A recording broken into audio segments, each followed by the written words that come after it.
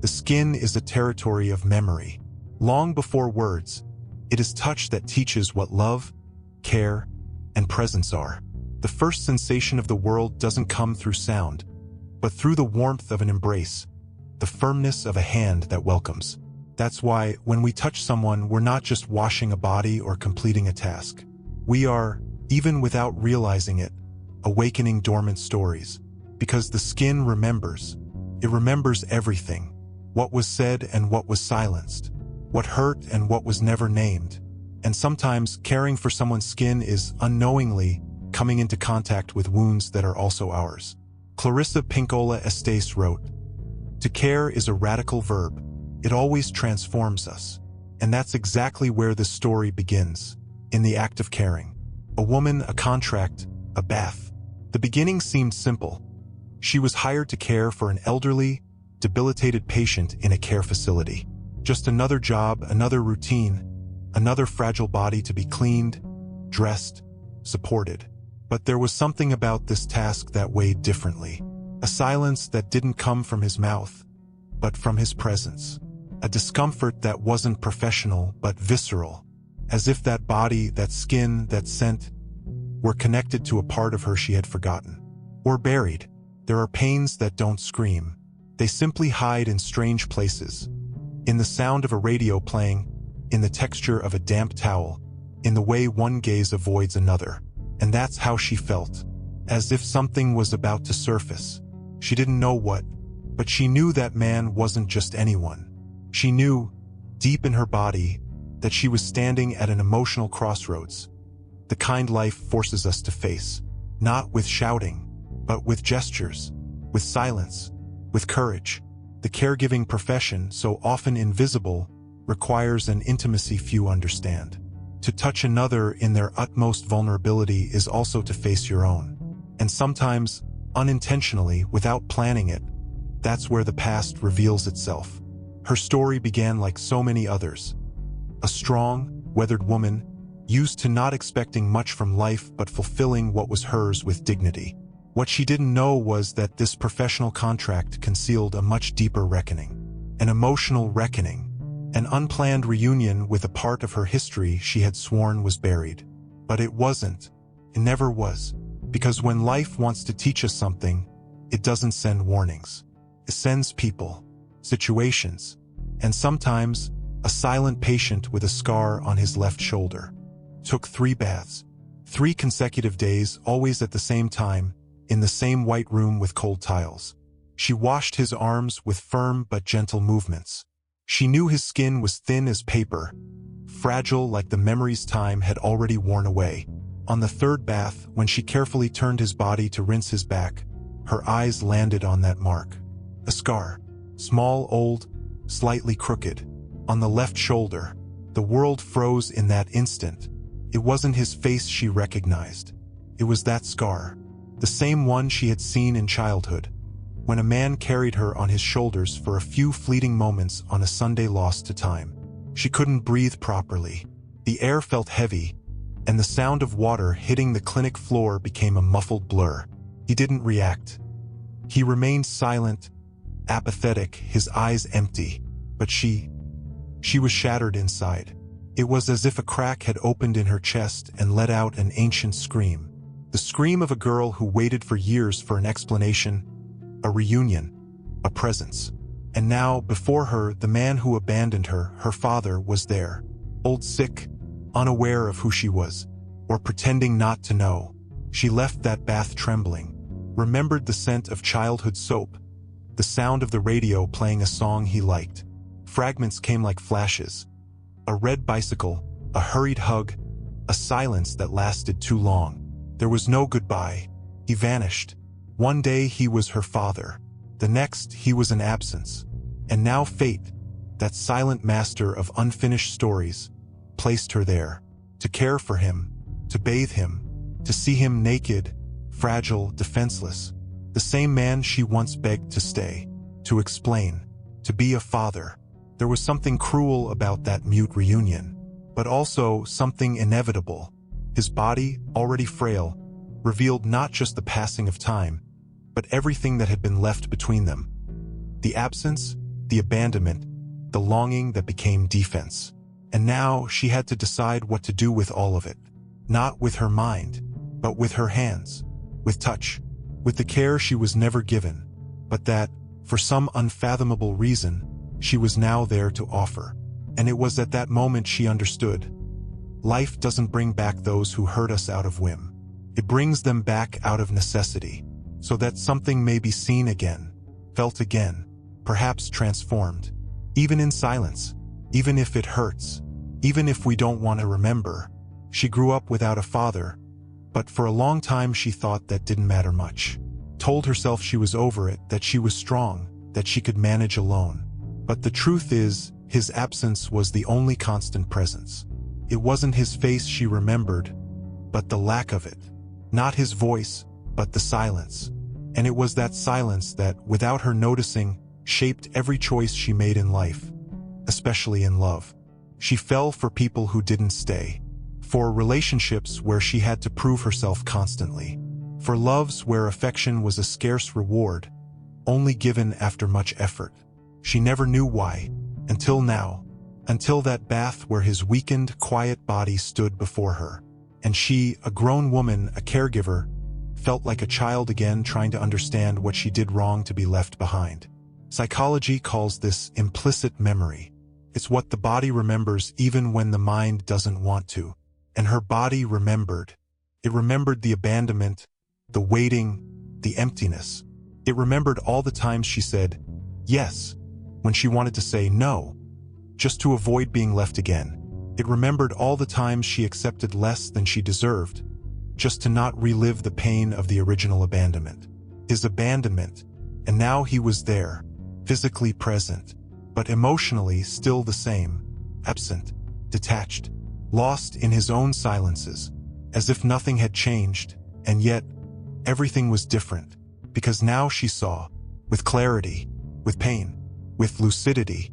She saw the pattern, saw the reflection, saw the child still living inside her, trying to be loved by a man who never knew how to love.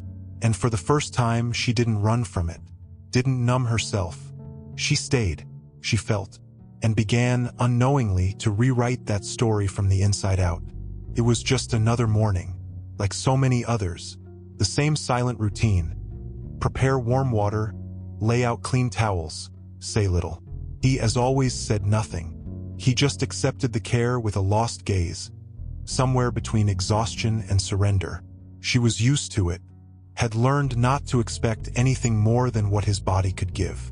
Until that day, when she offered him a glass of water after his bath, something almost imperceptible happened. He held her hand. It wasn't a firm grip. It wasn't a plea, just a touch. Only a few seconds, but enough to shake her to the core. The world stopped. Her eyes filled with tears without warning. There was something in that gesture, or in the lack of words accompanying it, that spoke directly to the oldest pain she carried. As if, for the first time, that man, even confused, even distant, recognized her existence. Not as a caregiver, but as a daughter. She cried in silence, because she understood without understanding. His body said what his mouth never could, and hers inside answered, an answer that didn't come in words, but in quiet, hot tears that fell not for the moment itself, but for everything the moment awakened. It was as if time had rewound, as if the 7-year-old girl, sitting on the stairs waiting for a father who would never return, had finally been touched. That seemingly banal touch was, in fact, a rupture. It broke decades of accumulated resentment. It broke the tough shell she had built to survive. It broke the silence that lived within her. Sometimes we wait for years for something the other doesn't even know they owe.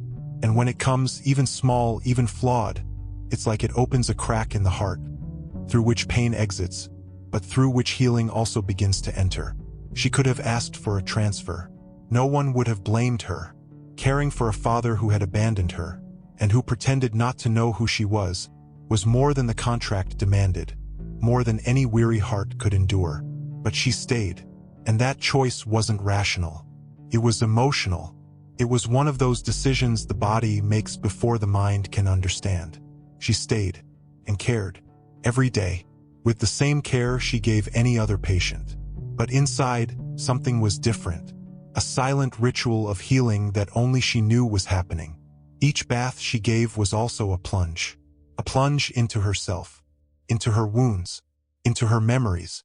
The touch she now offered was no longer just professional. It was symbolic, a gesture from someone who, without knowing it, was caring for the wounded child within. The one who never had a lap to rest on, who wasn't protected, who grew up surviving the best she could. She no longer touched him with anger. She touched him with firmness, with presence, with a tenderness that didn't mask the pain but transformed it into something more bearable. She slowly understood that healing doesn't always come from the other. That sometimes, the emotional justice we seek isn't found in hearing "I'm sorry," but in discovering we can remain, not out of weakness but by choice, with clarity, with self-love. Because staying, even when you could walk away, was the way she told herself, "I won't abandon me like you did." His absence marked her childhood. But his presence now, even without words, even without clear awareness, allowed something unprecedented. The chance to be strong without hardening. The chance not to repeat. The chance to rewrite. Not with grand gestures, but with small acts of care. Everyday ones. Invisible to outsiders, but profound to those who feel from within. It was as if she were saying in silence, "I care, not because you deserve it, but because I deserve not to carry this hatred forever." It was on a cloudy afternoon, like so many others. The clinic hallway smelled of disinfectant and waiting. She walked with slow steps, carrying a tiredness that wasn't just physical. The social worker called her in a low voice, as if holding a truth too delicate to be said plainly. They sat in a small room with narrow windows and a table between them. And then, almost without preamble, came the phrase that changed everything. He wrote a name on a sheet when he arrived. He's lucid at times. And he wrote your name. She didn't understand at first. Needed to hear it again. Your name, as daughter, not as caregiver. The phrase echoed inside her like a contained thunder. He knew. He had always known. Since the first day. Maybe before that. And she, wondering if she should tell him. If she should reveal herself. While he, silently, carried the truth like a burden hidden among admittance papers and avoided glances. The world spun slowly. An internal storm brewed. Anger, relief, sadness, all mixed together. He knew, but said nothing. Never had the courage. And now, perhaps, he didn't have time. It was too late for questions. For demands. But not too late to understand. To name what had always existed between them. Fear. His fear. Her fear. The fear of facing what was lost, what was never lived. In that cramped room, she realized his absence wasn't just a choice. It was also cowardice, insecurity, emotional incapacity. And in a strange way, that didn't bring relief. But it gave explanation, humanized him. Because sometimes, understanding another's pain doesn't erase our own. But it gives shape. It gives form. It gives meaning. And in that moment, the story changed tone. Not because he asked for forgiveness, but because she knew that, somewhere, at some point, he still carried her name in his heart. Even if he never knew what to do with it. He never said it. Never formed the words, "Forgive me," with his mouth. Never articulated a justification. Never tried to explain why he left. Why he stayed away so long. Why he never looked for her. But there was something in his eyes, in rare moments of lucidity, that spoke. Spoke with a pain only someone who has deeply failed knows. It wasn't a look asking for forgiveness, but confessing guilt. Without sound. Without sentences. Just the tired surrender of someone with no strength left to lie, or to protect themselves.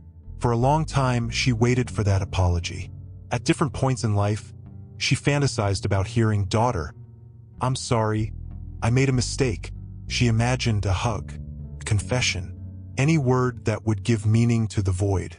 But now, facing him old, fragile, almost faded, she understood something new. Forgiveness doesn't depend on the other. It never did. The absence of an apology had, for a while, been a second punishment. As if, Beyond being abandoned, she had also been forgotten, as if her pain hadn't mattered enough to be acknowledged. But there, in that hospital bed, in that silence, she saw how much he had lost too, how that absence had eroded them both. And that didn't erase her pain, but it humanized the story. She knew he wouldn't change, knew he wouldn't have the time, the lucidity, or the courage. But she had changed, and that was enough, because the power to forgive, even without hearing "I'm sorry," is one of the greatest silent revolutions one can live, not out of nobility, but out of necessity, out of freedom, because carrying hatred is keeping the other inside us forever. And she was ready to let go, to be light, to move on in peace, even without verbal reparation. Because sometimes what frees us is not what the other says. It's what we choose not to carry anymore. He died 3 months later, without big signs, without alerts. It was on a quiet night, one of those when the world seems suspended in time. She was there, had just finished reading to him, as she did every night. She chose simple books, short stories, gentle poems.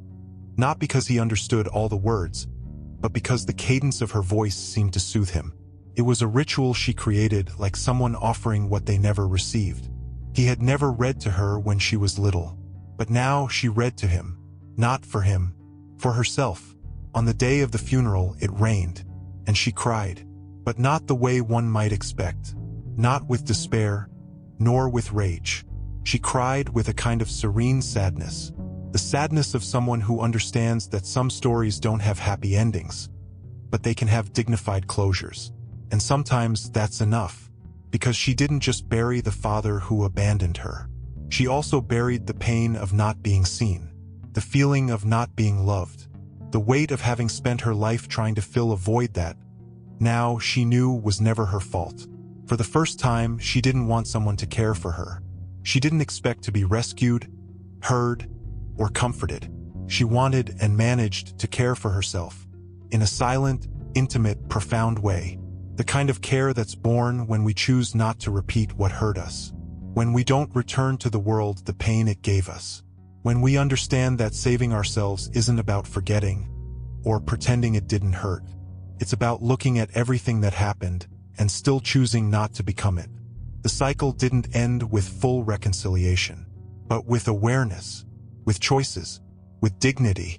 She emerged from that morning with less anger, fewer questions, less guilt, and with greater clarity about who she was, about how much she had grown, about how capable she was, and above all, about how loving herself, patiently, tenderly, truthfully, was the starting point for any new story. Sometimes, life brings us back to the exact point where everything started to hurt, not to wound us again, but so that, with the maturity only time can give, we can do something different with that pain. That's what happened to her. She returned, not because she chose to, but because she was summoned by a cycle that needed to close. And when she stood before that old wound, she was no longer the defenseless child. She was a whole woman, scarred, yes, but alive, attentive, able to choose.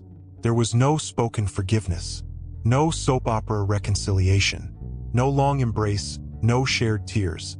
There was silence, there were choices, there was presence. And, in the end, there was peace, because what she lived wasn't just a story of reuniting with her father.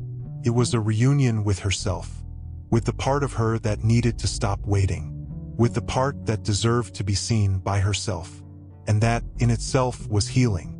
Viktor Frankl once wrote, "When we are no longer able to change a situation, we are challenged to change ourselves." And that's what she did. She didn't save her father, but she saved herself.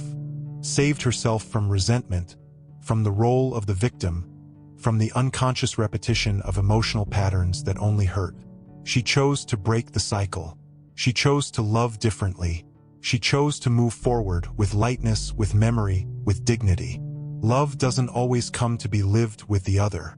Sometimes it comes to teach us what we are capable of doing with the wounds it left behind. And when we manage to transform those wounds into roots of strength, awareness, self-love, then the story gains a new meaning. A meaning that no longer needs explanations, only presence, depth, Peace.